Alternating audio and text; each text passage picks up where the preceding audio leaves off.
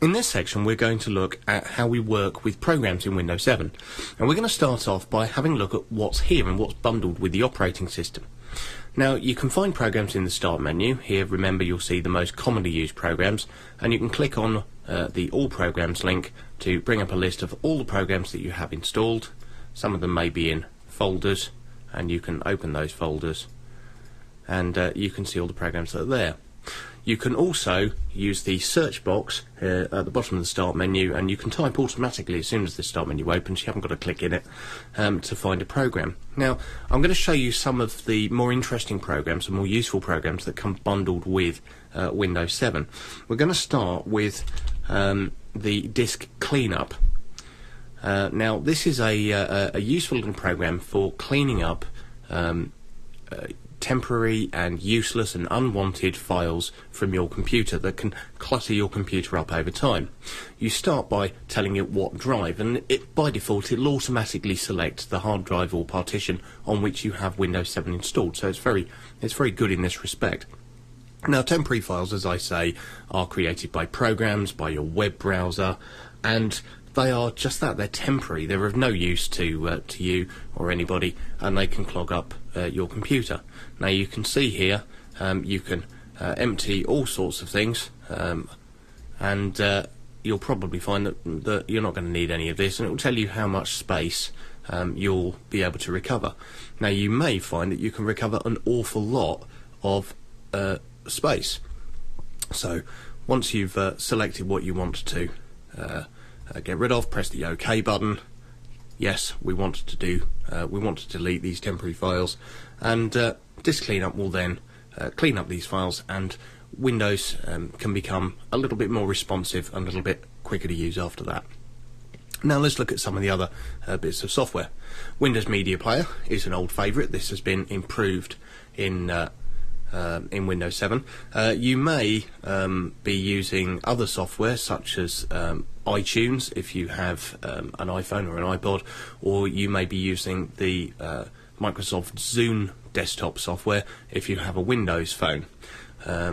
But Windows Media Player is here and includes new features and integrates in with Windows 7 in the same way that the other programs do. It's got the same types of menu bars along the top.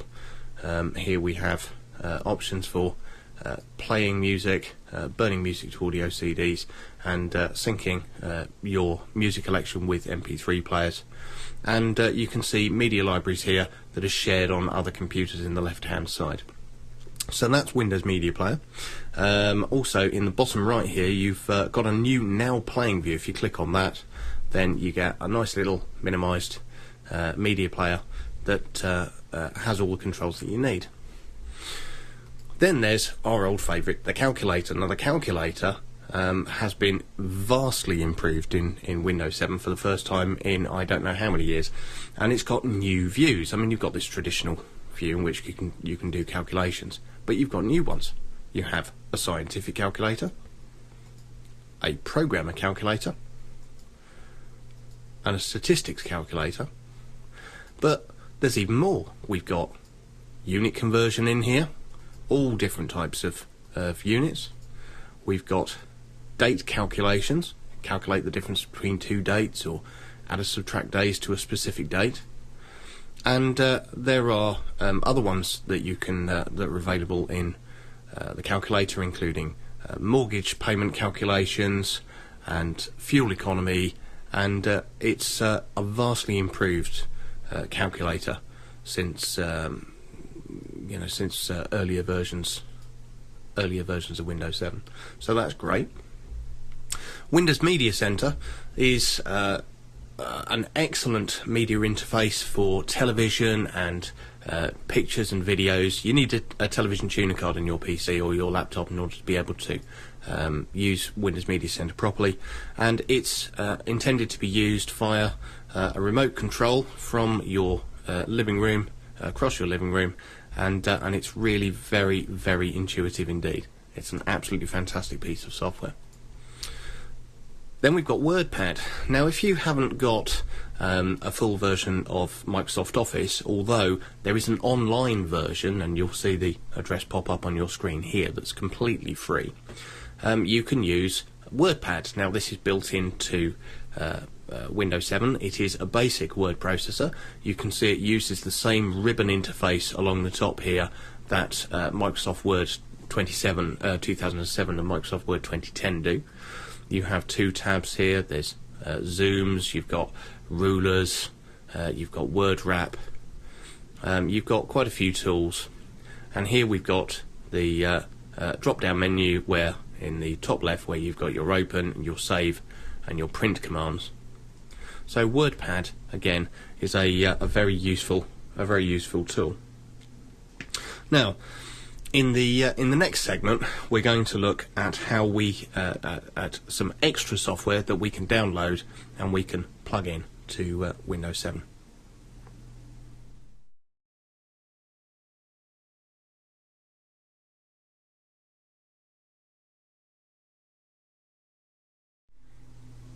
Now that we've looked at some of the programs that come bundled with Windows 7, let's have a look at some of the programs that don't. Now, here I've got some links in Internet Explorer to guide you through some useful downloads. Now, one of the things that's been removed from Windows 7 is email software. It's always been in previous versions, be that Windows Mail in Windows Vista or Microsoft Outlook Express in Windows XP and earlier. But there is the excellent Windows Live Essentials suite available from download.live.com. Now, this suite includes not just a mail client, you can see here, but you've got Windows Messenger, you've got Photo Gallery. There is Photo Gallery software within Windows 7 itself, a photo manager, but Photo Gallery in Windows Live Essentials is much better. There's Movie Maker. Windows Live Mesh is an excellent tool for synchronizing your files and documents between different computers in your home. Let's say between a laptop and a desktop, to make sure that they've got the same files on them and that they're always up to date. Windows Live Writer is an excellent tool for blogging. Windows Family Safety adds additional parental controls to Windows, and then there are more features still, such as the Outlook Connector Pack, which allows you to use your Hotmail account and more in Microsoft Outlook. So that is an excellent download, and I can thoroughly recommend that you get Windows Live Essentials Suite. Now, Windows 7 also doesn't come with antivirus software, and although I've talked in the past about how it will help you to find antivirus software, I thought I'd quickly skip through my recommendations. Now, these are in no particular order. These are Microsoft Security Essentials, which is free, and it's a small, lightweight antivirus package. There's AVG Antivirus, which comes in both free and paid-for versions, and the paid-for versions can include other features as well, such as a firewall. We'll come to this in a minute, and this is very good. That's normally done on a subscription, an annual subscription basis for security suites if you get the paid-for version. And then there's Norton 360 or other Norton products.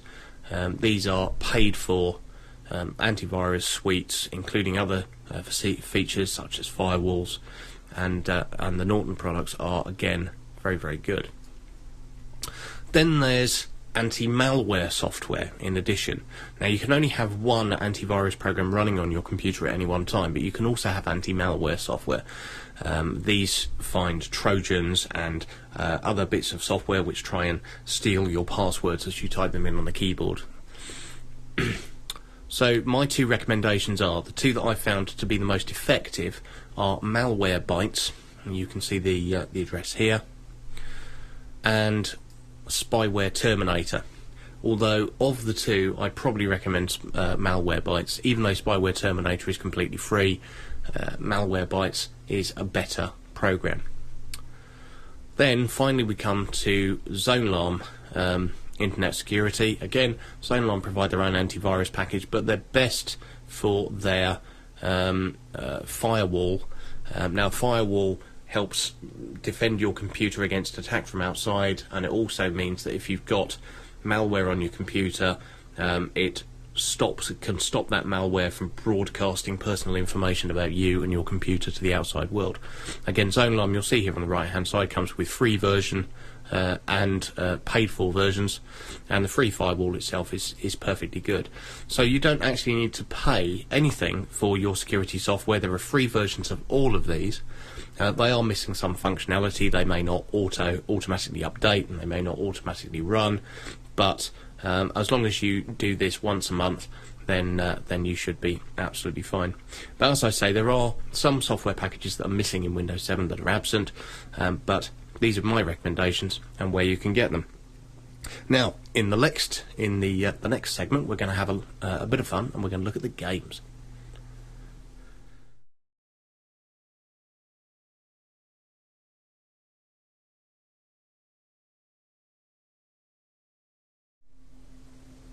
Okay, so now we've looked at some of the programs that in and aren't in Windows 7, let's have a look at the games.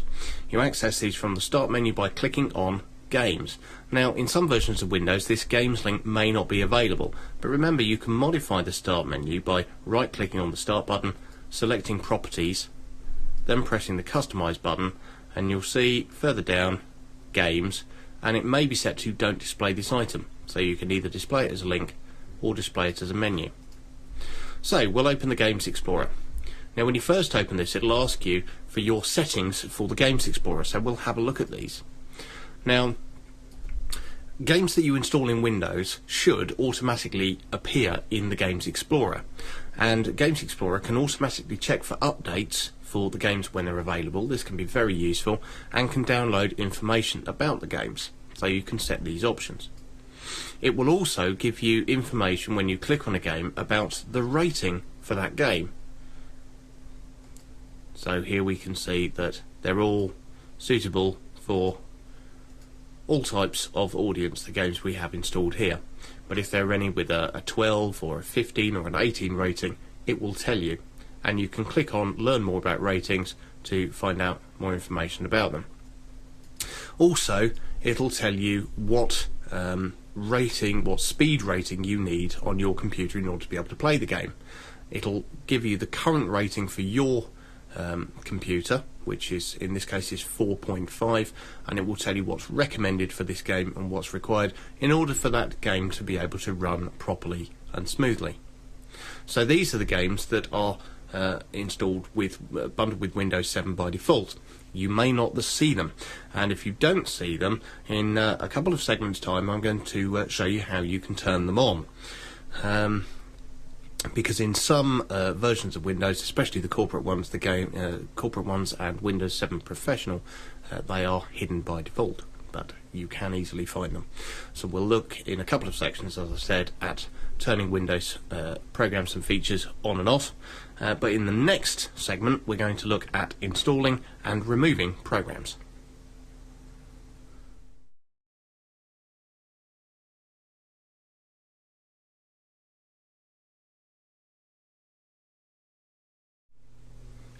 Now we've looked at some of the programs that form Windows 7 and some other programs that you can download for it, let's have a look at the process of installing and removing those programs themselves. Here I have some programs that I've downloaded. This one here we want to install. This is what I've just downloaded here, and if you hover over it with your mouse, you'll see a tooltip has appeared telling us that it's Windows Live and that it's from the Microsoft Corporation. So we'll double click on it, and a user account control window will pop up. Again, it will tell us the name of the program and who wrote it. We can click the show details arrow, and that will give us more information about that program as well. So we want to install this, so we'll say yes.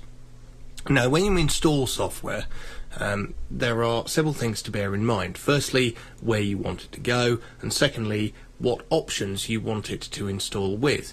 Now, different programs have different options, and some programs will want you to install third-party programs as well, such as internet toolbars. So you shouldn't just click next, next, next, but you should think carefully about what you want to install.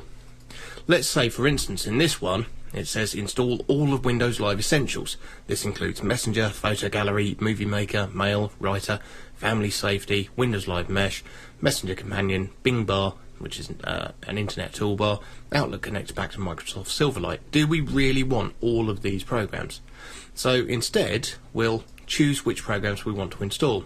Let's say we want Messenger and Photo Gallery, we want Mail, we want Family Safety, and yeah, we'll have the Messenger Companion, but we don't want the blogging tool, Live Writer, we don't want the synchronization tool Live Mesh, because we're already using Home Group, and we don't want the Bing Bar because we're using Internet Explorer and the default search provider is Bing.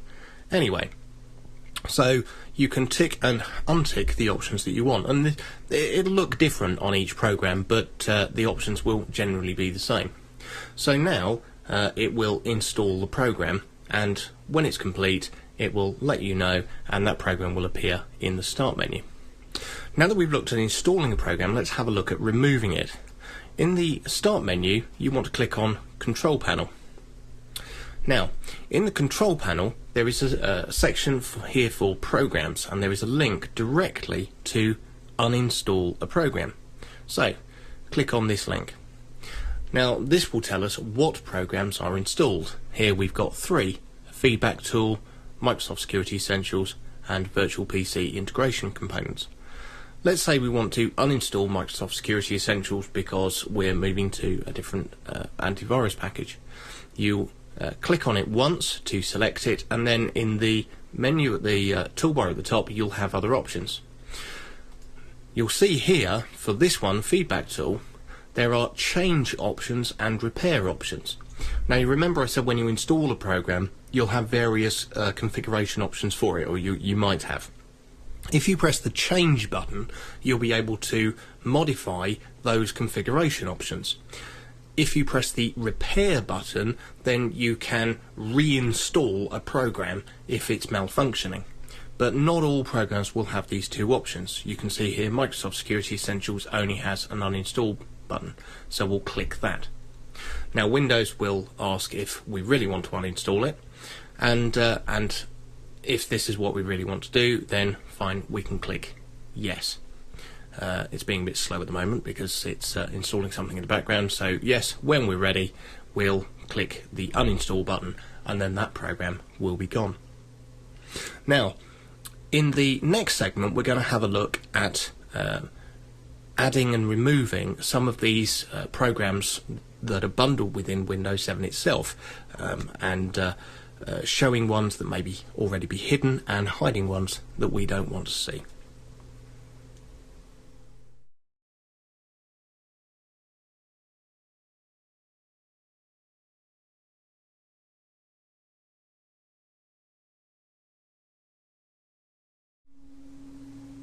Now that we've had a look at how we can install and remove programs, let's have a look at how we can add and remove features within Windows itself.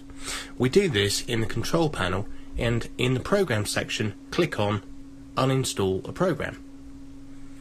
Now in the blue panel on the left hand side, you'll see Turn Windows Features on or off. So we'll have a look at that. Now, as I've said previously, there are a great many features in Windows, everything from Internet Explorer to the games to many more things.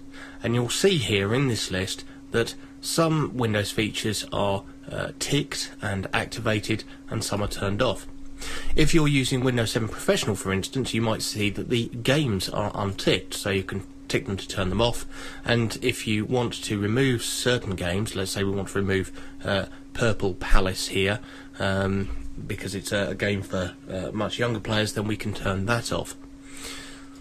You can press the plus and minus next to each section to expand or contract it. You can turn off Internet Explorer 8 if you want to here, if you're using another browser and you don't want Internet Explorer on your system. There are media features here, Windows DVD Maker, Windows Media Center and Windows Media Player, that you can deactivate should you want to. Further down, you can turn off the tablet PC components if you don't want to if you don't want to use, if you don't want those running in the background. But do bear in mind, I do recommend the on-screen keyboard for security, for typing in sensitive passwords to things like online banking websites. And if you turn off the tablet PC components, you'll also turn off that on-screen keyboard. You can turn off the desktop gadgets if you want to. You can even turn off, although I wouldn't recommend it, Windows Search, which enables you to very quickly find files and programs and features in Windows through the various search boxes, but it is extremely useful. And there are various other components, many of which are quite technical, so you'll probably want to leave them as they are. But some Windows features and programs you can turn off here. When you're happy, select the OK button, and Windows will automatically update itself to your new settings and uninstall or add in any other programs and Windows features that you need. Bear in mind that you don't need your Windows 7 installed DVD to do this, as you might have done with previous versions of Windows. Everything is all there. It just switches. It's all there on the hard disk. Windows 7 just switches things on and off for you. In the next segment, in this section, we're going to look at how we can start programs automatically when Windows starts.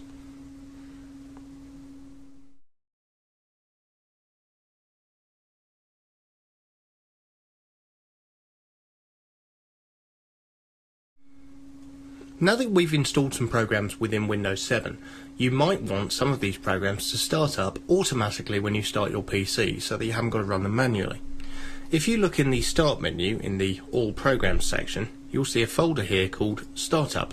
At the moment it's empty, there's nothing in it. We can drag programs into this so that they will start up automatically whenever Windows starts. Let's say Windows Live Mail, our email software, we want that to start up, so we'll drag it into the startup folder, and we'll need to provide permission for this, and yep, now Windows Live Mail will automatically start up every time Windows 7 loads. Now there are other options here. If we right click on it and select its properties, we can select how it starts up. You'll see here a Run section. Now, the options here are to run it in a normal window, so it'll start up as per normal, to run it maximised, so it'll completely fill your screen, or to run it minimised, so it will just appear as a running program icon on the Windows 7 taskbar. Let's say we want it minimised. We want it running, but we don't want to be looking at it straight away. So you can change those options and press the OK button when you're ready. And that's now done. You can drag and drop any other programs that you want into this startup folder. Let's say we want Windows Media Player, for instance. So we'll drag and drop that down and drop it into the startup folder, and now that will automatically appear. If we change our minds, all we need to do is drag it back out into the main Start menu, and you'll see it's appeared back in the main Start menu and has disappeared from the startup folder. Now, in the next and last segment of this section, we're going to look at how we can specify the default programs, which is the programs that are set to open specific types of files.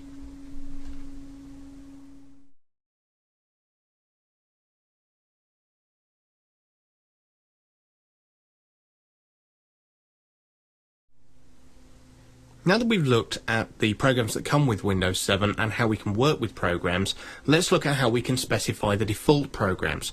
And in this section we'll be using the sample files in the Programs folder. You'll see them here, there's two of them. Now, what is a default program? A default program is the program that a certain type of file will always open with when you double click on it to open it. There are several ways to get to the default programs. You might see a default programs link directly on the Start menu, but if you don't, you can go into Control Panel, and in the Programs section click on Programs, and here we have Default Programs. So we can change the default setting for media or devices, make a file type always open a specific program, or here set your default programs. So let's have a look at this first. Now this will give us a list of the programs that are installed in Windows, and we can see here we've got Internet Explorer, Windows Media Center, Windows Media Player, Windows Photo Viewer, and WordPad, which is a cut down word processor. And we can click on any of these programs and we can set this program as the default for opening files, and Windows 7 is very intelligent at knowing what type of files are open with what sort of program by default. So we can say if Windows Media Player isn't the default media software for all of our music and video, we can select it in the left hand pane here and click the set this program as default button, and that will now be set as the default. So we can press OK when we're done with that. But let's say here that we're not happy with the program that these files open with anyway, so we want to be able to change them. If you right click on a file, then in the context menu that appears you'll see an open with option. Now here there'll be a list of compatible programs that you can open this program with, so you can open it with this program, but you can also here, you'll see here, choose the default program. So we'll click on that link. Now if you had Microsoft Word installed here, for instance, you've got Microsoft Office Suite, then that would appear, and you can choose the program that you want, and there's a little tick box here, always use the selected program to open this kind of file. So you can say that yes, we always want to use WordPad because we haven't got Microsoft Word installed, so we'll always use that, and we'll press OK. And that file will open for us automatically in WordPad. This file here, Music Box, if we open it here, it opens in Windows Photo Viewer. But we don't want to open it in Windows Photo Viewer. Let's say we want to open it in something else, so we'll right click on the file and select Open With from the context menu that appears. Let's say we want it to open with Windows Paint because we want to be able to work on these files in an artistic way. Again, we can choose an option for this time, or we can select choose default program, and here we can select Paint. Yes, we always want to use the selected program to open this kind of file. And you'll see here, look at the icon on the Music Box file at the moment. Now have a look, when I press OK, that icon there has changed to show us that it will now open with a different type of file, and it has indeed opened that file in Windows Paint here instead of Windows Photo Viewer. If we've made a mistake, let's change the icon size here, then we can choose Open With again, select Choose Default Program, and we can say yeah, we really do want Windows Photo Viewer after all, so we'll click OK. It reopens with Windows Photo Viewer, and you can see here that if we double click on it to open it again, it now always will, along with other files of that type. And this works not just for a single file, but for all of the files and documents you have of a specific type, all of them. So if we go details here, we'll see the icon has changed back to let us know that it will open with Windows Photo Viewer instead, and this, if we had changed it to open with, let's say, Microsoft Word, then the icon there would change to a Microsoft Word icon. You'll want to do this if, for instance, something becomes corrupt, or a program is uninstalled and all of a sudden you can't open a specific type of file that you didn't have any trouble opening before, and you may find it useful on occasion. So that's all for this section. In the next section we're going to look at hardware devices on your computer.